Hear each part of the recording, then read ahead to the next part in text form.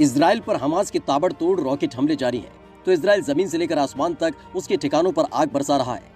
अब तक इजराइल ने हमास को घुटनों पर तुला दिया है, लेकिन एयर स्ट्राइक लगातार जारी है।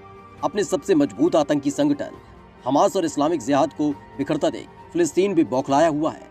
लिहाजा उसने संयुक्त राष्ट्र से लेकर इस्लामिक देशों से भी अपील की। दोस्तों, दुनिया में इस्लामिक देशों का एक सबसे बड़ा संगठन बना हुआ है, जिसका नाम है इस्लामिक सहयोग संगठन यानी OIC। इसमें दुनिया के 57 मुस्लिम देश शामिल हैं। फिलिस्तीनियों पर इजराइल के हमले के खिलाफ इन इस्लामिक देशों ने एकजुटता दिखाने के लिए बैठक बुलाई। इस आपात बैठक में आनन फानन में इजराइल की लानत मलानत भी की गई और गाजा में तुरंत हमले रोकने की मांग की गई। लेकिन हमेशा की तरह ये मुस्लिम देश कुत्तों की तरह आपस में ही झगड़ पड़े।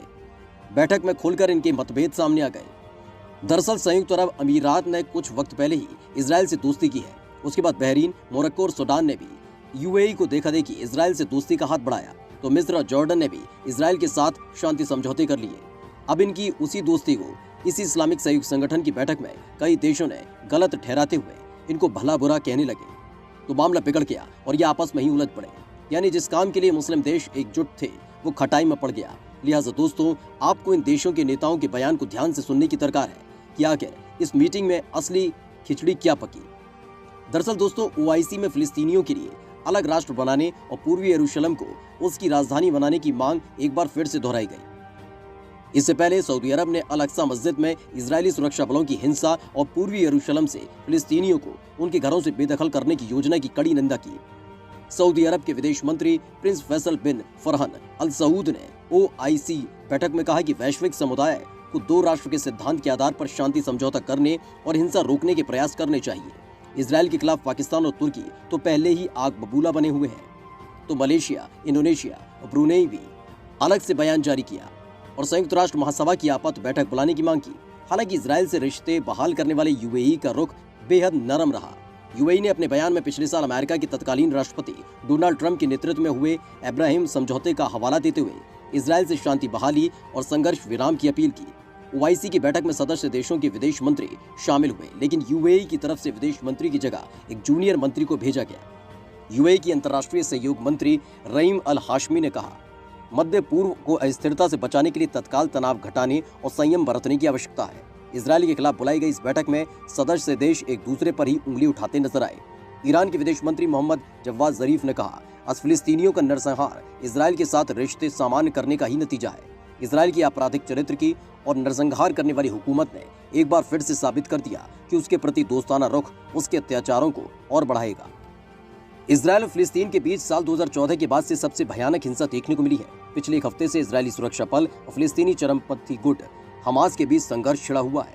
इजराइल के हमले से गाजा में भयंकर तबाही हुई। रिपोर्ट्स के अनुसार गाजा में अब तक 200 से ज्यादा फिलिस्तीनियों की जानें जा चुकी हैं, जबकि 1300 से ज्यादा लोग घायल हुए।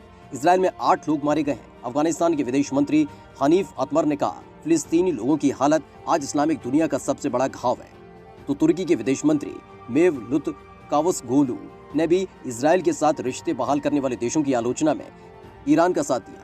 हालांकि इजराइल के तुर्की के साथ राजनयिक संबंध कायम है। तुर्की के विदेश मंत्री ने कहा, यहाँ कुछ लोग हैं जिन्होंने अपनी नैतिकता खो दी है और इजराइल के लिए अपना समर्थन दिया है। अगर हमारे अपने ही परिवार में आधे अधूरे मन से बयान दिए जा रहे हैं तो हम दूसरों की आलोचना कैसे करें? हमारी बातों को फिर कौन गंभीरता से लेगा? तुर्की के विदेश मंत्री ने फिलिस्तीनी नागरिकों की सुरक्षा सुनिश्चित करने के लिए अंतर्राष्ट्रीय व्यवस्था बनाने की मांग की। उन्होंने कहा कि इजराइल को उसके युद्ध अपराधों के लिए दोषी ठहराया जाना चाहिए और उसमें अंतर्राष्ट्रीय न्यायालय अहम भूमिका अदा कर सकता है। जरीफ ने भी इजराइल की कड़े शब्दों में आलोचना की। जरीफ ने इजराइल पर नरसंहार और मानवता के खिलाफ अपराध करने का आरोप लगाया। जरीफ ने कहा, वो इजराइल को लेकर गलती न करे। इजराइल सिर्फ प्रतिरोध की भाषा ही समझता है और फिलिस्तीन के लोगों को अपनी सुरक्षा करने का पूरा अधिकार है। पाकिस्तान के विदेश मंत्री शाह महमूद कुरैशी ने बैठक में मुस्लिम देशों से एकजुट होने की अपील की। कुरैशी ने कहा कि इजरायली हमलावरों और पीड़ित फिलिस्तीनियों को एक तराजू पर तोलना बिल्कुल गलत है। मुस्लिम देशों को फिलिस्तीनियों के लिए एकजुट होकर कदम उठाने चाहिए। कुरैशी ने कहा कि हर देश के इतिहास में एक निर्णायक फैसला होता है जिसे सदियों तक याद रखा जाता है और ये जरूरी है कि हम इतिहास में सही तरफ खड़े हों। कुरैशी ने कहा कि ये ऐसा ही एक ऐतिहासिक पल है और हमें इस अहम पड़ाव पर फिलिस्तीनियों को निराश नहीं करना चाहिए। फिलिस्तीन के विदेश मंत्री रियाद अल मलिकी ने इजराइल के साथ रिश्ते सामान्य करने वाले देशों की आलोचना की। उन्होंने बैठक में कहा कि अरब और फिलिस्तीनियों की जमीन से इजराइल का कब्जा हटाए बिना उनके साथ रिश्ते बहाल करना उसके अपराधों में हिस्सेदार बनना है। इजराइल की औपनिवेशिक मानसिकता का खात्मा किया जाना चाहिए। इजराइल के साथ कई देशों के रिश्ते कायम होने से अरब दुनिया की भावनाओं को और उसकी सोच पर कोई असर नहीं पड़ेगा। अरब देशों में इजराइल को लेकर मिलीजुली प्रतिक्रिया है। कतर के लोगों में हमास के नेता इजराइल हनीये के भाषण को सुनने को लेकर काफी उत्सुकता थी। कतर के विदेश मंत्री और कुवैत के पार्लियामेंट स्पीकर ने हमास के नेता इस्माइल से बातचीत भी की, जबकि इजराइल से रिश्ते बहाल करने वाले बहरीन और यूएई क्षेत्र के बाकी मीडिया संस्थानों की तरह फिलिस्तीनी और इजराइल के बीच छिड़े संघर्ष को बड़े पैमाने पर कवर नहीं कर रहा है।